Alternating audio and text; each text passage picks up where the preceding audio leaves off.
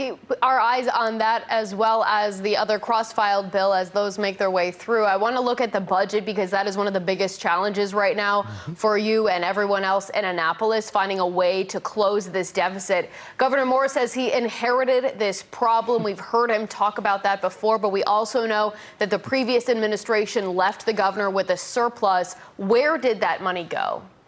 Well, he inherited a spending problem from Annapolis, but let's be serious here. I mean, he inherited a $5 billion surplus from Governor Hogan that got basically spent the first year that he was in office. I think many of us voted no to that budget.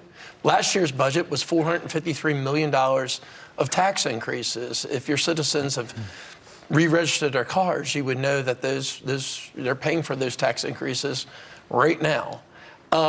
Right now, we have a huge deficit, $3 billion. And look, Annapolis does have a spending problem. We do agree with the governor on that.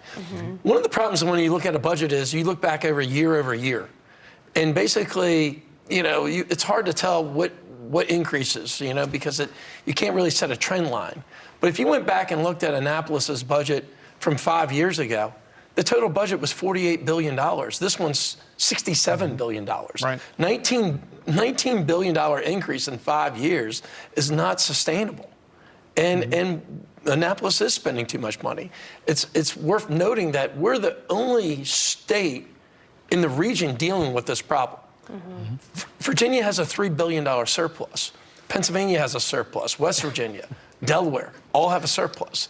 It's because of the policies that are really coming out of Annapolis that are limiting growth, and it's really harming our economy. Matt, I would just add, too, that if your great uncle was really rich and he left you $5 billion, and then you went to all of your friends 2 years later and you said, I'm $3 billion in debt, can you loan me some money?